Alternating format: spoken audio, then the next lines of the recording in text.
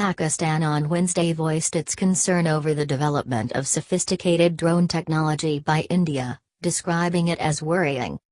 Foreign Office spokesman Mohammad Faisal was asked at the weekly media briefing to comment on India's Rustom 2, which was being developed on the lines of the U.S. Predator drones for surveillance and reconnaissance purposes. India's development of drone technology is worrying when seen in the larger context of its buildup and expansion of military capabilities in the conventional and non-conventional domains, which are subjecting regional strategic stability to increasing strain, he said. He also said that the use of drone technology should be consistent with the principles of the UN Charter, international humanitarian law and other established norms of responsible state behavior.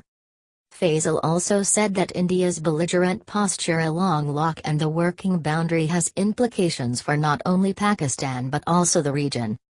Pakistan continues to give a measured and befitting response to the Indian ceasefire violations. It is regrettable that India resorts to such untoward acts that are detrimental to the peace and stability of the entire region, he said. Faisal also said that India had a knee-jerk tendency of leveling baseless allegations against Pakistan.